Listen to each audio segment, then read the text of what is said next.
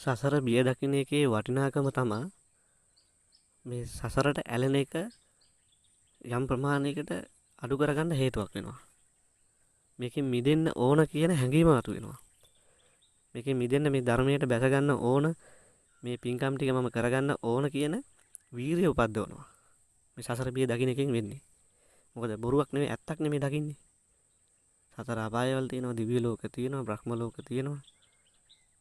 ඉතින් අපි සංසාරේ හැමදාම කරේ ওই ටිකේ කරකි හිටපු එක තමයි කරේ. දැනුත් කරන්නේ මොකද්ද මේ මනුස්ස ආලෝකයට ඇවිල්ලා? දැනුත් කරන්නේ කනවා බොනවා. ওই මිනිසුන් එදිනෙදා කරන වැඩ ටික කරගන්නවා. දියුණු වෙනවා කියලා එකක් කරනවා. දුප්පත් වෙලා කියලා තව පිරිසක් ඉන්න මොනවද මේ? සංසාරේ තමන් කර ගියාගත්ත දේවල් වලට විපාක දෙනවා. සමහර පිරිසක් දුක් විඳිනවා, සමහර මිනිස්සු සැප විඳිනවා. ආයෙත් මැරෙනවා. ආයෙ කොහේ හරි උප්පත්ති ලැබුණා තමන් කර ගියාගත්ත දේවල් අනුව. ඉතින් දිගු සසරක ඔහේ යනවා. තිරසන්න අපායකට වැටුනොත් ආයෙ ලේසියකට ගොඩ එන්න පුළුවන්ද? බලන්නකෝ මේ සතෙක් වෙලා ඉපදුනොත් ලෙඩක් හැදුනොත් කියන්න පුළුවන්ද කාටවත්? අනේ මට වුණා මට බෙහෙත් තරම් දෙන්න කියලා. කොහොමද මේ සතර අපායේ තියෙන බය?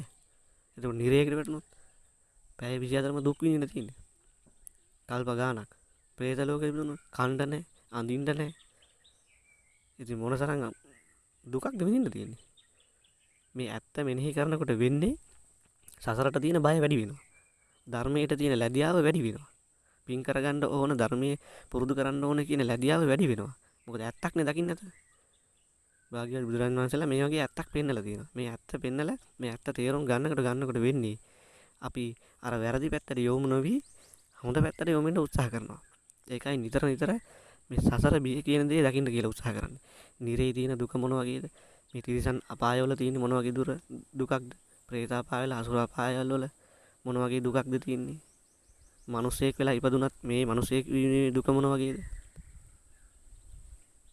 ඒ වගේ නිරන්තරයෙන් මේ සසර දුක ගැන දැන් අපි උදාහරණයක් විදිහට දෙවියෙක් වෙලා ඉපදුනා කියලා. ඒ දෙවි කෙනාගේ පින ඉවර වුණාම සමහරට ඒ කෙනා කෙලිම නිරේ යන්න පුළුවන් කලින් කරපු අකුසලයක් මතුවෙලා.